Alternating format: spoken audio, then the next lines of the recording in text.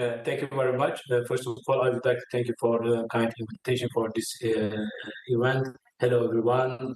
So today I will be mentioning about the Turkish CLEWs experience, modeling capacity development, using the model for policy development, coverage of the model, also the strengths and the opportunities of the CLEWs. Now I would like to share my presentation. Can you see my presentation? Yes. Presentation. Okay.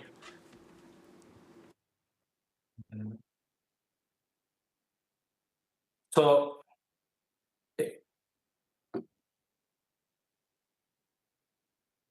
actually, I would like to start why do we need a modeling framework?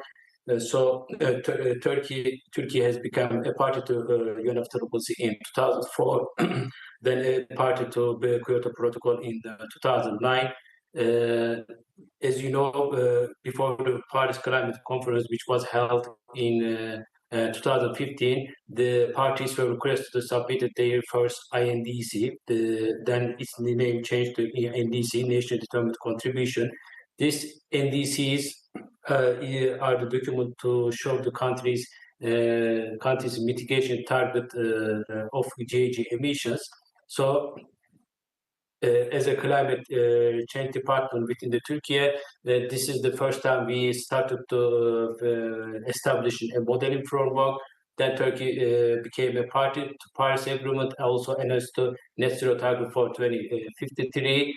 In 2026, in 2022, we started to update our NDC. So this was the second time we used the modeling framework to develop a GHG projection of our sectors and economy-wide. Then in 2024, we prepared our long-term climate strategy, also our mitigation strategy and action plan. In 2025, we adopted Turkey's first climate law. Also, we prepared our second NDC and submitted to UNFCCC. For the first NDC in 2025, also for the first updated NDC in 2022, we used Times macro modeling framework. We outsourced our modeling studies for the projections. But in 2025, we worked with this climate compatible growth team to develop in-house build and in-house modeling capacity within the UNFCCC. Then, based on using this capacity, we prepared our projection for NDC.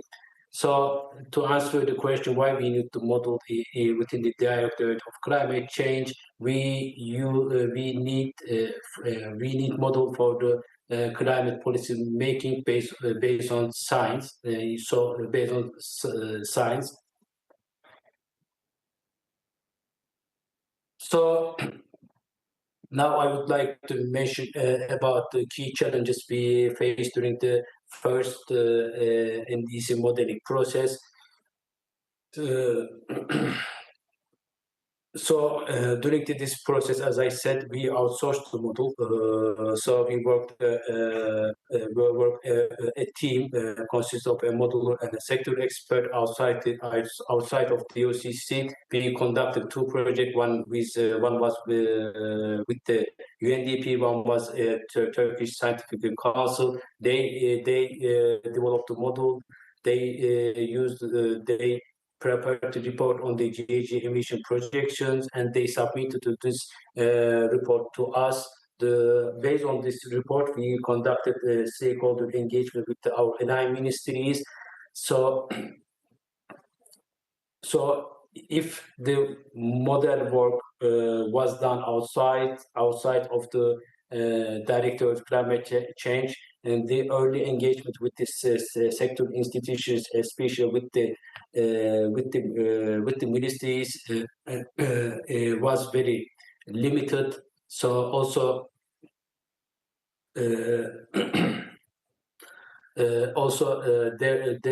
we didn't establish a permanent technical working structure for the projection. I would like to, especially I would like to emphasize that under the Paris Agreement, you have to submit every 5 years NDC, every 2 years BTR, Biennial Transparency Report, and also every 4 years national communication. So for all this document, you need to prepare GHG emissions based on your GHG inventory. So if you outsource the modeling work every 2 years, you need to start a project, or you need to work with the consultants outside of your institutions. Also, our colleagues involvement in the process were limited, so we didn't know the background of the modeling. For example, what is the capital cost of the energy system, what is the operation cost, or what is the efficiency of the electric power generations, installation, etc. We didn't know all the information background model. So also the other problem is the IPR, intellectual property rights. So the IPR belongs to the academician who developed the model. So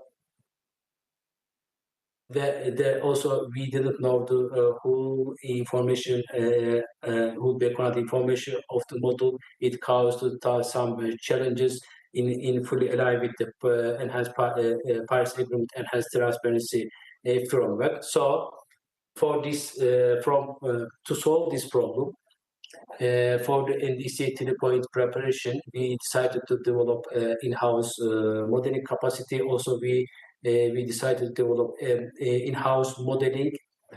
So also decided the creation of modeling team within the DOHCC, Director of Climate Change, and we decided to give education on job training for this modeling team. So we developed a concept of the project to develop this in-house modeling capacity and preparation GHG projection for the second NDC. In January, we started to work with the CCG team. Our concept covered two phases. One says two phase. One phase includes the developing model, and also training education of the modeling team. Second phase covered the developing of the GHG projection for NDC and also stakeholder engagement.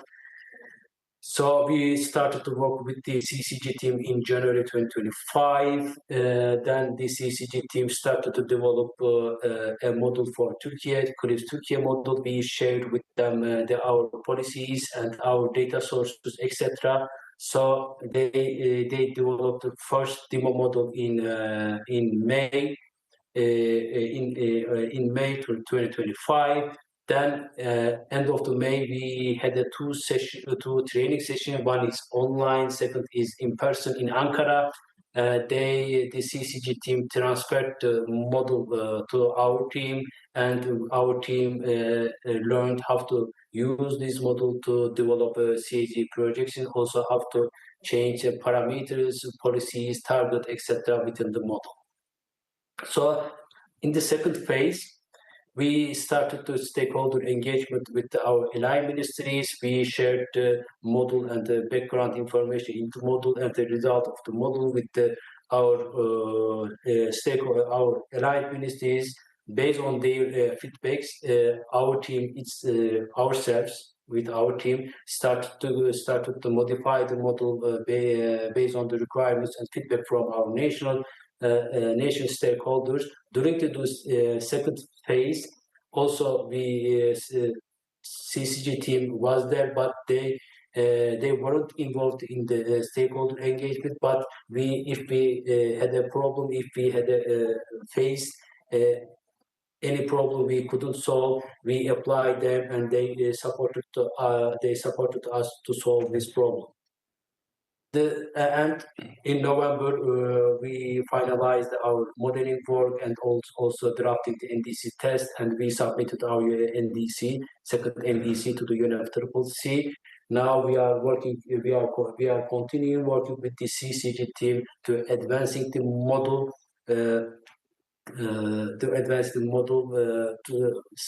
We didn't study some sectors in detail. Now we are expanding the model covering all GHG emission in the inventory. Also, we have some plan to work with CCG team to enlarge the model to cover water and climate. Also integrate this model with the climate model we have in the OCC. So the last thing for this phase, before diving into the modeling study, also we had the trainings on energy balance table, MRV and GHG inventory.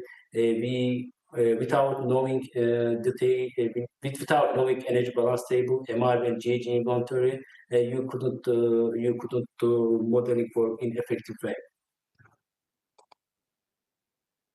So the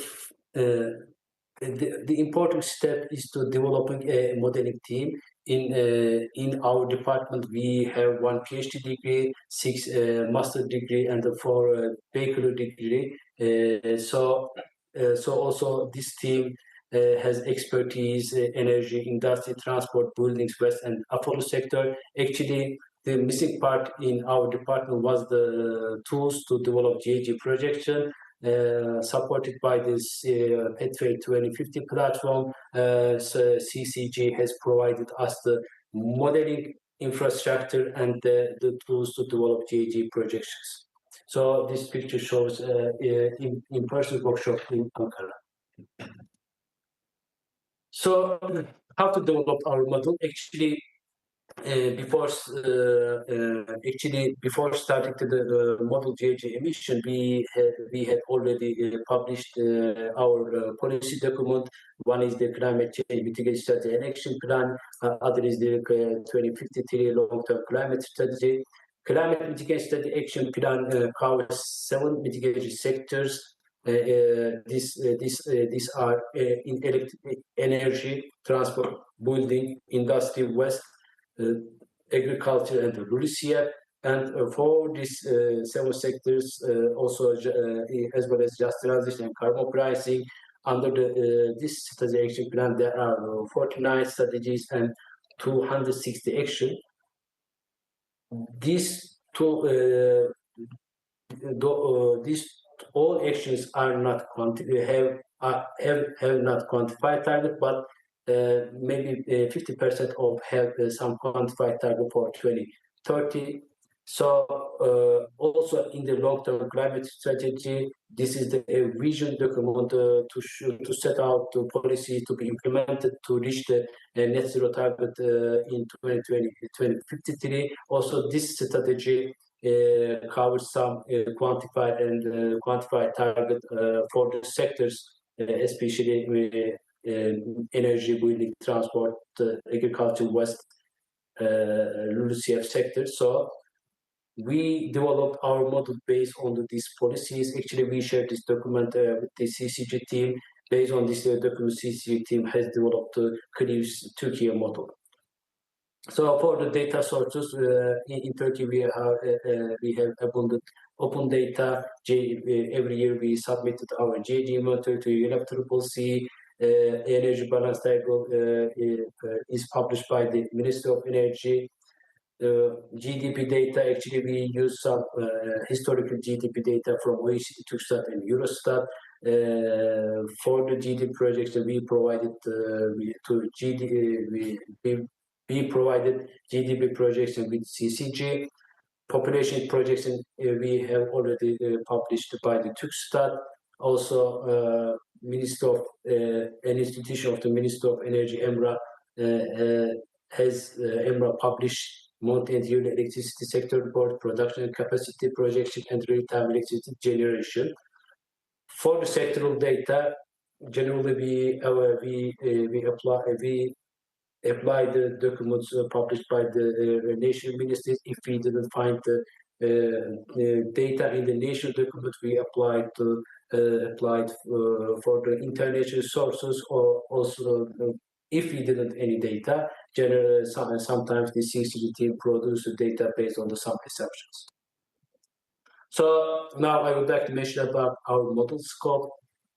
Our CLEWs Türkiye model covers total 345 technologies with 125 commodities. Under the energy sector, we have 53 technologies. Under industry sectors, we have 113 technologies. For building sector, 43 technologies. Transportation sector, 44. West sector, 26. Agriculture, 43. And the LULUCF sector, we have 18 technologies. So actually, for main requirements of the model, as we know, the main parameters, main requirements of the CLEWs model was the techno-economic parameters. So generally,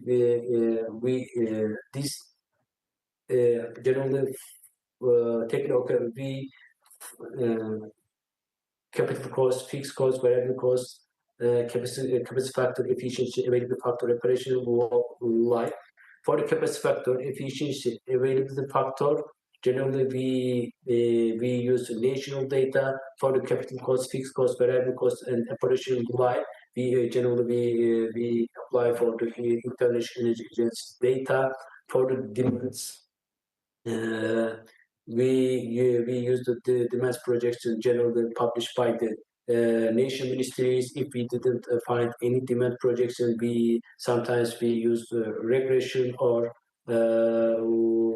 regression model to develop projections, or sometimes we use the GDP and population projections to develop demands for some sectors. Emission factors, we use the emission factors defined in the national GHG inventory. Mitigation policies and recommendations. Actually, as I said, we use the general the target included in our mitigation strategy action plan and also long-term climate strategy. If we didn't find any target, we generally consulted with the related ministries. Actually, I don't want to go over all the detail of the data, energy, industry, building, transport, waste, agriculture. Actually, I try to explain. First, we use national data. If we didn't find national data, we consult with the national ministries. If we didn't find, then we apply international sources, or we didn't find all the data in this process. We produce this data based on some assumptions. So now I would like to mention about stakeholder engagement. So for the NDC process, for the modeling process, when we compared the previous NDC cycle, we narrowed the stakeholder engagement to key stakeholders. We took into account the main policy makings on the related sectors in Turkey. For example, for the West sector, the main policy making body is the Director of Climate Change of our ministry. So we include them into the modeling process. Also, for the climate indices, the General Director of Meteorology. For the budgeted and allocation of the financial sources is also GDP is the President of Strategy and Budget Office. For the Industry, Minister of Industry and Technology. For the GHG inventory, the main responsible institution is Turkish Statistical Institution. For the LULUCF sector, General Director of Forestry. For the Agriculture, General Director of Agriculture Reform. For the Transport, Minister of Transport and Infrastructure. for the energy sector, Ministry of Energy and Nature Resources. So during this modeling technical work, we to make process more fast and smooth. We narrow the stakeholders, government stakeholders with the key policy making bodies, but also we had some stakeholder engagement with the NGOs and other government bodies based on the result and drafting NDC text. But the important thing is here that these institutions are responsible for providing with data and making comments or making feedback on the result of the model. So they are competent on these issues. The other institutions only provide the feedback on the general overview of the NDC text, etc. So we hold first stakeholder consultation with Injun. We shared our concept, our CLEWs Turkiye model and background information, and then we started to collect their data or additional data actually and additional feedback in June and July. Then we run the model again and we share the result again with the stakeholders. Then in August also we submitted our result to the mitigation working group under the climate change and adaptation coordinate board. Actually, I would like to define this board. Climate change and adaptation coordination board is the main decision-making body within the Turkiye. The chair of this body is our minister, and other ministers are represented at the deputy minister level. So under this under this board, there are mitigation working groups. So this mitigation working group hold meetings at the technical level. So the experts from the related ministries participate in this meeting and gives feedback and comments on the policies or technical studies. So first we submitted the mitigation working group our result. Then we submitted to the climate change and adaptation coordination board, and during this board, the decision was taken on the target of the NDCs. So after the deciding to quantify target of the NDCs, we started drafting the NDC text. So for the NDC text, we didn't hold any meeting. Only we get feedback from our stakeholders based on official correspondence. And I would like to so based on this model and using our in-house modeling capacity with our colleagues, we submitted our new NDC target to the UNFCCC based on our target. We would like Turkey to reduce their CO2 GHG emission by 466 million tons. Compared to the reference scenario, and corresponding to 643 million tons emission in 2035. So when we look at the strengths and the opportunities, what the CLEWs model provided us and this in-house modeling capacity provided us, the CLEWs model CLEWs approaches provided us the analyzes the interaction between climate, energy, land, and sector system, and enabling a comprehensive understanding of mitigation pathways for, especially for the GHG emission projection. The integrated approach is important because the GHG emissions not only cover energy sector but also covering the other IPO. Industrial products, waste, agriculture, resources.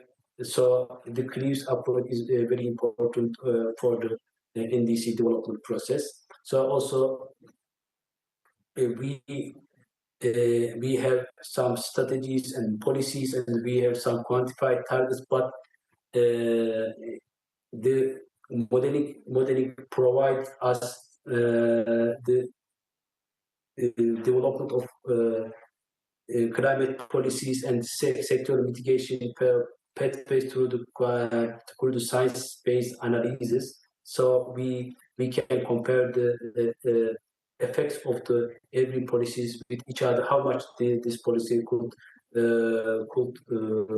do emission reduction, how much these policies will cost.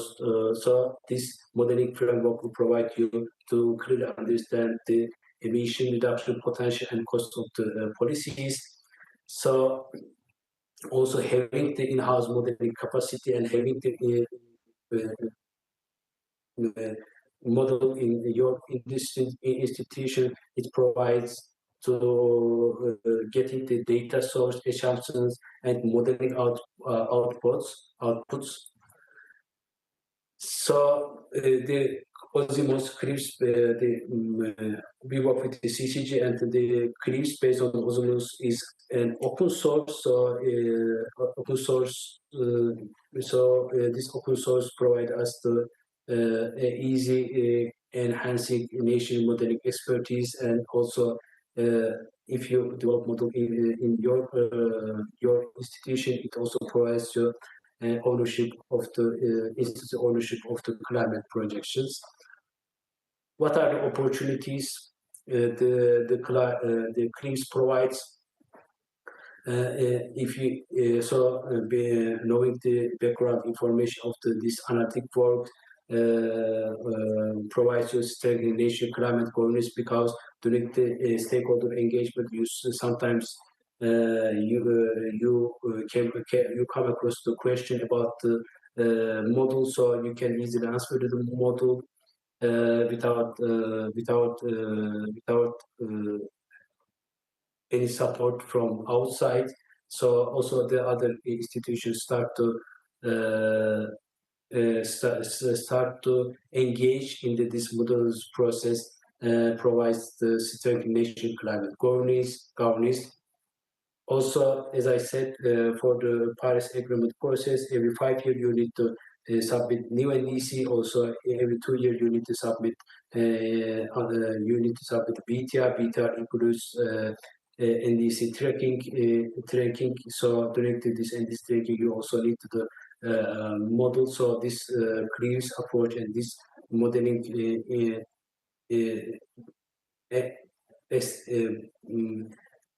strengthening your modeling capacity, also support the NDC implementation updates. So it gives some opportunity to expand the collaboration not only in national but also internationally. For example, during this process, also our Minister of Energy has all models. So during this process, we sat together and we discussed all the details in the model efficiencies, our ER, input output ratio, output input ratio, capacity cost, etc. So also I would like to link this to the knowledge sharing. So also this provide us the knowledge sharing with Minister of Energy, and with us also. Last week I was in Vienna. I participated workshop organized by the International Atomic Energy on modeling. So also we share our modeling approach there. So to some advice for countries getting they want to build an in-house capacity. Actually, you can start with the simple model structure. So we start with the double model. So also it is very important to build a dedicated nation modeling team, and this modeling team should have some capacities on the sectoral. So this model team should have some sector expertise, also expertise on GHG inventory and energy balance table, or also as well as MRV.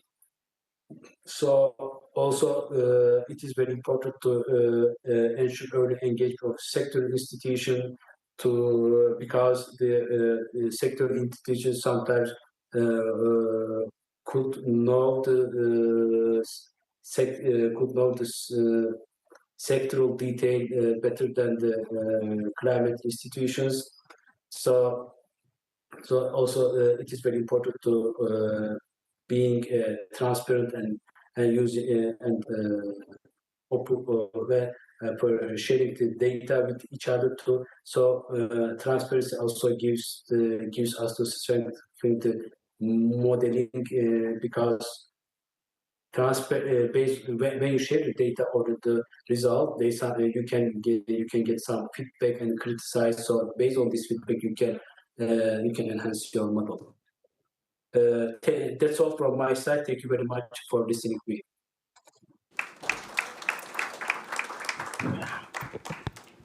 Thank you for that detailed presentation. There's a lot of work that goes into an integrated assessment model, but I think it's what I want to note is that I see that there was also an element of including stakeholders so that you're co-creating the scenarios and the overall modeled results with them. What we're going to do now, Mr. Durmus, I hope I'm getting your name correct, I'm not butchering it. We're going to do a Q&A, and I'm just going to open it to the room and just ask if there are any questions. Please do raise your hands. We've got one question, 2, 3. Okay, so we can start with the question here, and then we can move over to that side, and then that's. Hi there. Is the microphone working? Yeah. So hi, I'm Will Collier from Climate Compatible Growth. It looks like great work. So my understanding is that CLEWs is a least cost optimization model, which normally relates to the capital cost. How do you account for, typically this is not bought outright, typically this is debt finance. How do you account for leveraging more climate finance under an NDC scenario as opposed to your business as usual scenario? And how do you reflect those costs of capital in your modeling? Okay, thank you. Thank you, William. Dr. Mantlana, your hand is up. Yes, thank you for the presentation. I have 2 questions. Firstly, can you please reflect on your engagements with the sectoral institutions? Are you happy? Are you satisfied with their level of engagement with the process that you are undertaking?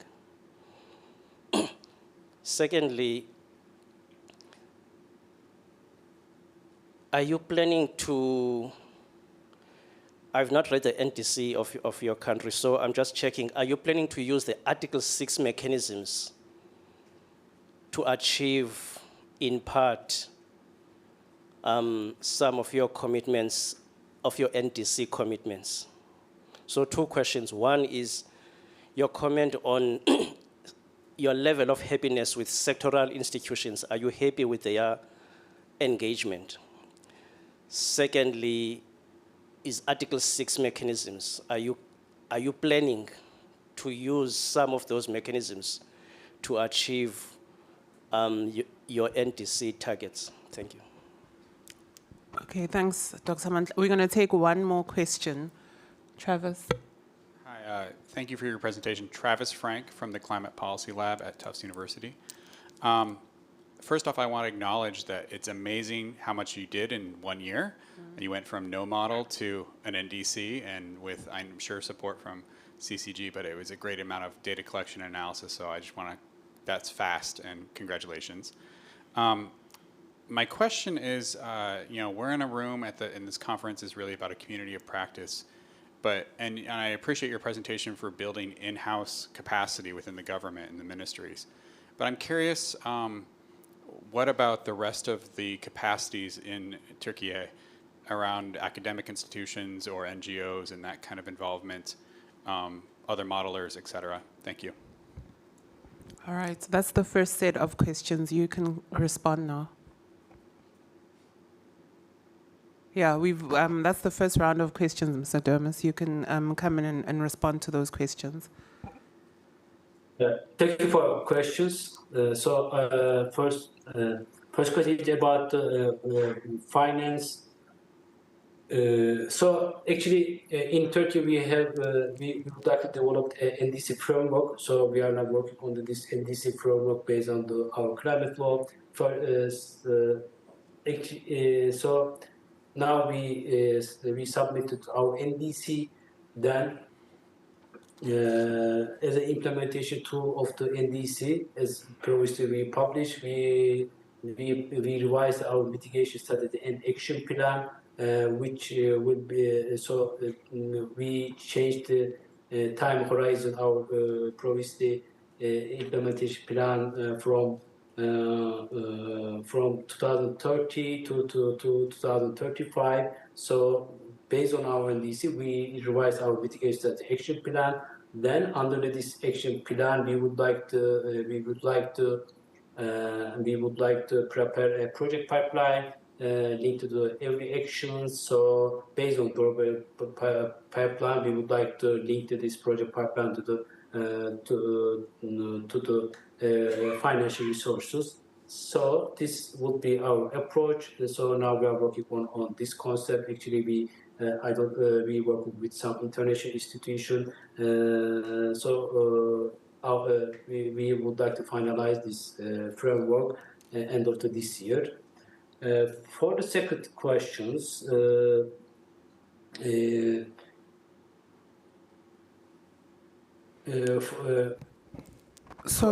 as I remember, this second question is about the sector engagement with the sector institution. I would like to answer this question. So actually, in Turkey, from the Turkiye, not all institutions have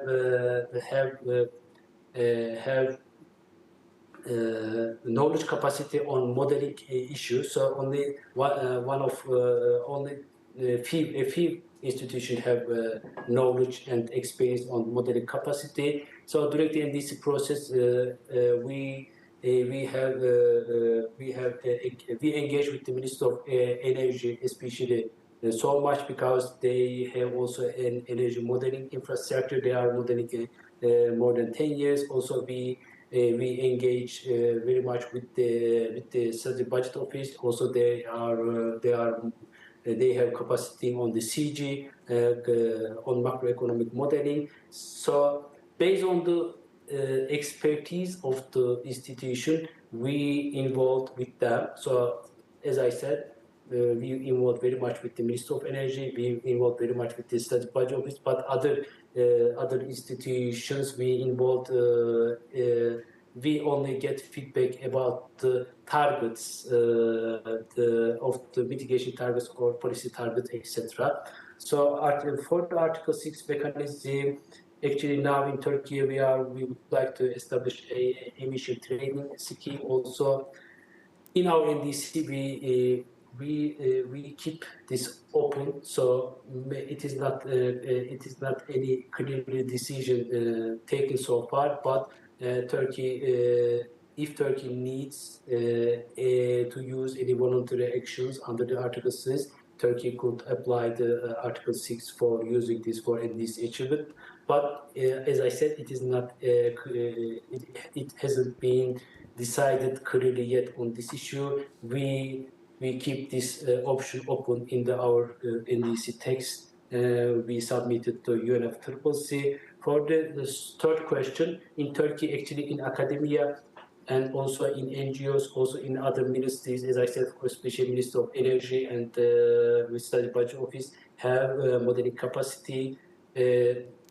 Also in NGO, Istanbul Policy Center, Shura Energy also have some modeling capacities. Also in some universities, we have some modeling capacities.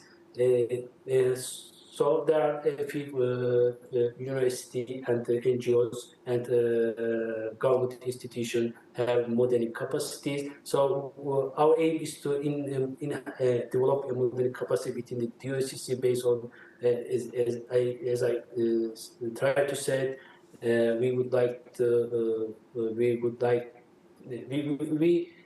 didn't want to being dependent on the outsource or outside, it depends on the consultancy outside of the director of climate change. Thank you. All right, thank you. So I have an additional question for you. Earlier on we had a discussion around data and the need for to be able to access data, and you underwent a process of gathering data. Can you share your experience with that? Did you struggle with accessing the data you needed for inputs into the model, and did it help that you had, for example, the ministers of the various departments as part of the key stakeholders that you were consulting with? Thanks. Thank you very much for your question. At some level, we didn't have any problem with accessing data, because, as I said, with the GH inventory of Turkiye is submitted to UNFCCC every year, and this change inventory provides a lot of data on the emission factors, production of the sector, energy consumption of the sector, energy type of the energy used in the sector. Also, Ministry of Energy published energy balance table. So this data are publicly available. But some sectors, there are some restricts, especially for iron and steel. The data of the iron and steel is protected by the law. This data is data confidential. So also, for example, some detailed data in the energy sector, especially availability factor of the power sector installation, etc. So for this data, we request from the Ministry of Energy, so they provided this data. But also, probably I don't remember, but also in agriculture sector, there is no data, so this data could be collected, because the farm, there are in Turkey, the farmers are very fragmented, so there are a lot of small farmers. So we made some assumptions on that. So that's my. So if you didn't find any data, we applied for international sources, for example, capital. For example, especially for the cost, we use the International Energy Agency's data, so general data use. Thank you. All right, thank you. Are there any other questions in the room? Because I have a follow-up question. No. Okay, so I have a question for you around the NDC target that was submitted, and I see that there was a reduction by around 400 megatons CO2e in the submission that was made last year. That's for the 2035 NDC. Just wanting to find out that having used this model, and especially using internal capabilities, so you had to build a team of integrated modelers across the different sectors, and using this internal capability, did that help or did that support the case of a more progressive NDC or not within Actually, Turkey? Mm-hmm. Thank you very much for the question. Actually, the short answer, it provided us, for example, our previous target for 2030 was 695 million tons. So now we decrease our target 643 for 2035, especially. So as you know, Turkey is a developing country, and we choose to submit our NDC based on the business as usual scenario. So our energy demand is increasing. But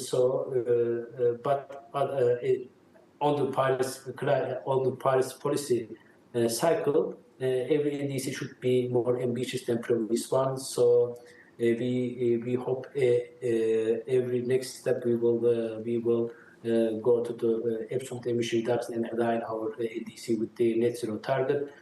But to answer, this provided us decrease the in-house modeling capacity, provided us to revise our NDC target with more ambitious target. because especially during the stakeholder engagement, we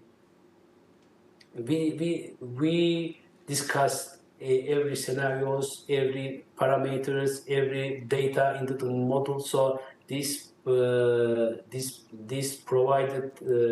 approach provided the institutions confident in the capability of the model. Yes, we changed some after every stakeholder engagement, we change our projections based on the feedback of the countries. We stay in a more we try to stay in more confident area in our projection. As I said, in the coming NDC period, we will be more ambitious target, and we will run our NDC with our net zero target. Thank you.